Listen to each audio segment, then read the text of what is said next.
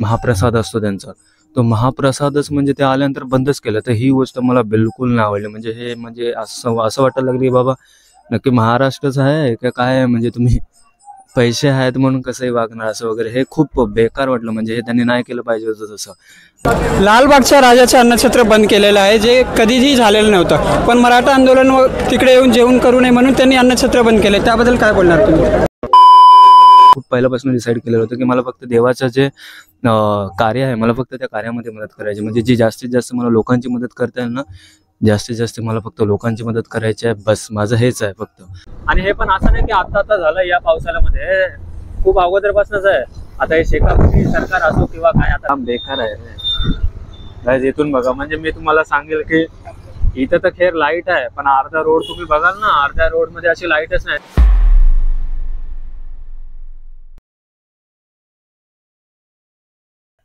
Hello guys, good evening, welcome back to the my new YouTube blog. तर मग स्वागत आहे आपल्या सर्वांचं माझ्या नवीन यूट्यूब ब्लॉगमध्ये. आज गाईज म्हणजे काय होतं, ब्लॉग मी थोडा लेट स्टार्ट केलं आहे, म्हणजे उशिरा सुरू केला आहे. असं संध्याकाळ झाले. तर मी आज ठरवलं होतं की उद्या 10 दिवसाचे गणपतीचे जाणार आहेत. उद्या अनंत चतुर्थी आहे, तर उद्या 10 दिवसाचे गणपतीचे जाणार आहेत.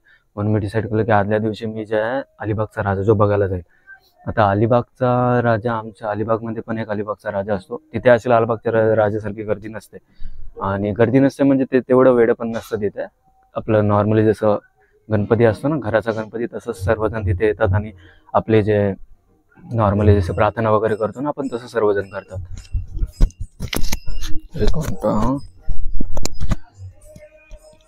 माझ्या बाजूला थोडं भजन सुरू आहे, आवाज मे बी त्याचं जास्त येईल म्हणून मी माईक काढून घेतला स्वतःकडे. तर काय लालबागच्या राजाचं मी पण 2-3 असे रील वगैरे बघितले की म्हणजे एवढं काय होतंय. आणि एक मला गोष्ट त्यामध्ये आवडली नाही की जे मराठे आलेले होते आरक्षणाचे, म्हणजे त्यांनी हे जे केलेलं होतं त्याच्यामध्ये बघितलं की जे ते महाप्रसाद असतो त्यांचा, तो महाप्रसादच म्हणजे ते आल्यानंतर बंदच केलं. तर ही गोष्ट मला बिलकुल नाही आवडली. म्हणजे हे म्हणजे असं वाटायला लागली बाबा नक्की महाराष्ट्रच आहे का काय आहे, म्हणजे तुम्ही पैसे आहेत म्हणून कसंही वागणार असं वगैरे, हे खूप बेकार वाटलं. म्हणजे हे त्यांनी नाही केलं पाहिजे होतं तसं.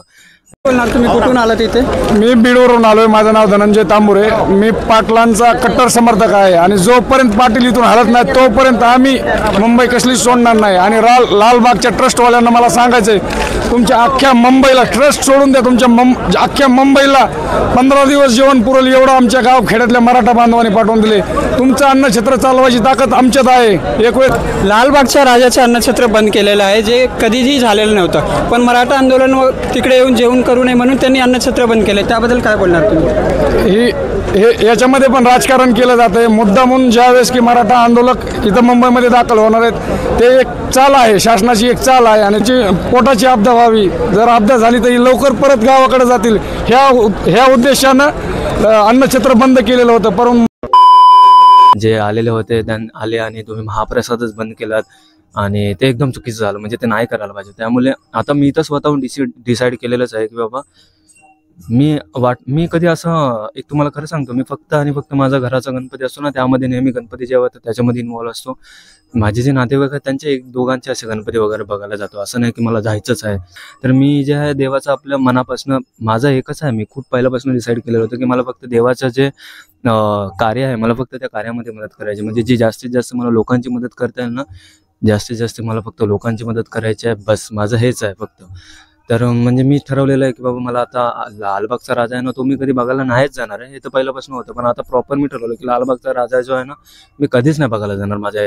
असं नाही की मला गणपतीवर राग आलाय म्हणून मी असं बघायला नाही जाणार. तिकडचं जे नियोजन आहे ना, ते मला बिलकुल नाही आवडले. लालबागच्या राजाचं जे नियोजन, पैशाच्या मार्फत जे चालतंय, ज्याच्या इथे जास्त पैसे तो आरामात दर्शन करणार, हे सर्व जी प्रथा आहे ना. एकाची मी रील बघितली, त्याने असं केलं की मी जास्त पैसे कमवेल आणि मग तिथे आरामात VIP दर्शन बघायला म्हणजे करायला जाईल तिथे. तर बाबा तुझं म्हणजे त्याने असं एक प्रकारे ते विचार त्याच्या याने बरोबर केलं, पण माझ्या मते असं वाटलं की बाबा थोडंसं त्यांनी असं थोडं नीट विचार केला, बाबा जे तू एवढं मोठं होईल आणि तिथं दर्शन करायला जाण्यापेक्षा तुझं घरातला गणपती आहे त्याच्या इथंच मनापासून प्रार्थना माग ना. म्हणजे तिथे तुला जाण्याचं कामच काय आलं एवढं. तर जी आहे ना जाणार तिथे लोक आहेत ना, मला असं वाटतं तीच थोडी वेळी आहेत. मी त्यांना बोललो की तुम्ही जात नका जाऊ, आपल्या घरातला जो गणपती आहे ना त्याच्यासमोर जी. तर चला गाईज, मी जे आता माझं काय झालेलं, माझा लहान भाऊ आहे ना, तो माझ्यासोबत येणार होता. पण त्याच्या घरी पण 10 दिवसाचे गणपती, त्याची आरती वगैरे असणार म्हणून त्याला यायला काय जमणार नाही आहे. म्हणून माझा एक जांभूलपाडा गाव आहे माझ्या शिरवलीच्या पुढचाच. तर केतन माझा मित्र आहे. तर केतन आणि मी आम्ही दोघं चाललोय आता गणपती बघायला अलिबागचा. आणि माझं असं होतं की मला अलिबागच्या राजाची जो आहे त्याची आरती पण मला बघायची होती की नक्की आरती कशी होते. आमची जशी घरी होते तशीच आरती होते का काही थोडं दुसरं त्यांचं आरती असेल वगैरे. तर मला तेही बघायचं होतं म्हणून मी असं संध्याकाळचं जाण्याचं ठरवलेलं होतं. आणि ब्लॉग पण असं इव्हिनिंगला सुरू केला मी. खूप मोठा म्हणजे हे झालं कारण की मला लालबागच्या राजाबद्दल थोडं बोलायचंच होतं की म्हणजे गणपतीच्या नावाखाली जे चाललेलं आहे ना हे टोटली चुकीचं आहे. म्हणजे गणपतीच्या नावाखाली पैशाचा जो गेम केला आहे ना ते पूर्ण चुकीचं आहे. म्हणजे ते मला बिलकुल नाही आवडले. तर चला मित्रांनो मी जे निघतो कारण की माझा मित्र पण तिथे थांबलेला असेल जांभूलपाड्याला. हे गाईज थोडी जास्तच फास्ट गाडी चालवली. मी डोळ्यामधून पाणी आले. मी जे जांभूलपाड्याला पोचलोय केतनच्या घराची तर त्याला फोन केला तो येतोय आता. मी म्हणजे मग एक सांगायचं राहिलं माझं की म्हणजे मी दिवसभर जे आहे आज 2 व्हिडिओ बनवण्याच्या ह्याच्यात होतो. वोट चोरी वगैरे जसं त्याच्यावर प्रॉपर स्क्रिप्ट तयार करणं आणि व्हिडिओ बनवणं म्हणजे ते माझं सर्व सुरू होतं. आणि दुसरं आता जे GST न्यूली म्हणजे रिफॉर्म झालेला आहे त्याच्यावर मला डिटेल स्क्रिप्ट मी आज पूर्ण दुपारपासून तेच करत बसलेलो होतो. तर त्यामध्ये सर्व हे झालं. त्यानंतर मी जे प्लॅन केलेलं होतं की बाबा संध्याकाळी मला जायचं आहे मग मी तसं केलं. आता केतनची वाट बघतोय. केतन आला की लगेच आम्ही निघू इथून. पेट्रोल टाकतो पहिला त्यानंतरला जे आहे आरामात जाऊ कारण की 500चा टाका होता.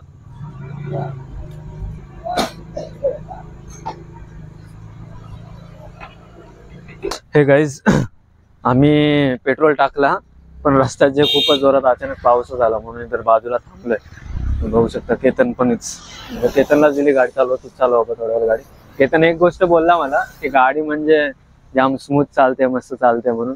गाडी झालं नोव्हेंबर आता सप्टेंबर आहे 2 महिन्यामध्ये 1 वर्ष होईल गाडीला तरी तो अजून पण बोलतो की गाडी स्मूथ चालते. म्हणजे मला पण असं वाटतं गाडी स्मूथ चालते पण गेअरचा थोडा प्रॉब्लेम होता पहिला. गेअर असे थोडे हार्ड होते आता थोडे सॉफ्ट झालेले म्हणून गेअरमध्ये पण मला आता तरी काय सध्या प्रॉब्लेम वाटत नाही. आता पाऊस जसा कमी होईल तसा आम्ही निघू. पण आणि मी तुम्हाला अजून एक सांगेल की आपले जे रोड आहेत अलिबागचे तुम्हाला दाखवतो आता जाता हे डेंजर रोड आहेत. म्हणजे मी आता काय डायरेक्टली सांगतो की मी MLA आपले जे झालेले आहेत ना आता महेंद्र हरिशेठ दलवी यांना वोट दिला. आता वोटची किंमत तुम्ही बघू शकता. वोटची किंमत काय दिलेली आहे त्यांनी केलं थोडंफार पण जे रोडचं अजून जे काम आहे ना ते नाही केलं. हे रोड असं नाही की एका पावसाळ्यामध्ये पूर्ण रोड जे खराब झाले आता या पावसाळ्यामध्ये असं नाही. पहिल्यापासूनच रोड असेच आहेत. मी आमदार साहेबांना पण सांगेल की बाबा रोड साहेब हे करून टाका. हे कधी होतील काय माहिती पण तुम्ही आता आहात पोझिशनमध्ये तर तुमचंच नाव घेणार. तुम्ही प्लीज हे करून टाका रोड. अजून एकदा दाखवतो तुम्हाला पण रोड. अरे 125 आहे ना हे बघ खड्डा आहे समोर गाईज.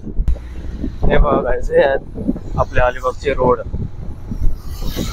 म्हणजे तुम्ही पूर्ण बघाल ना तर पूर्ण हा जो कार्लेखिंड पासूनच काय पूर्ण पाटून जे कोयनाड पासून तिथपासून पूर्ण अलिबाग पर्यंत जो पट्टा ना म्हणजे टोटली पूर्णच्या पूर्ण जो खराब आहे. आणि हे पण असं नाही की आता झालं या पावसाळ्यामध्ये खूप अगोदरपासूनच आहे. आता हे शेकापची सरकार असो किंवा काय आता नक्की मी खरं सांगतो याच्यावर मी डिटेल एक व्हिडिओ बनवणार की ग्राउंड रियालिटी जी अलिबागची काय आहे ना त्या व्हिडिओमध्ये मी नक्की सांगेल तुम्हाला. खूप काम बेकार आहे इथून बघा. म्हणजे मी तुम्हाला सांगेल की इथं तर खेर लाईट आहे पण अर्धा रोड तुम्ही बघाल ना अर्ध्या रोड मध्ये अशी लाईटच नाही. तिथे असे खड्डे आहेत. तर मी बघितलं स्वतःहून डोळ्याने एकदा ऍक्सिडेंट होता ना. एक पोरगा होता एंटावर घेऊन आलेला होता त्याचा असंच फास्ट मध्ये आला आणि खड्ड्यामध्ये येऊन रात्रीचा ऍक्सिडेंट झाला तेव्हा त्याचा असंच खड्ड्यांमध्ये. हे गाईस आम्ही पोहोचलेलो आहोत अलिबागच्या राजाच्या दरबाराच्या इथे.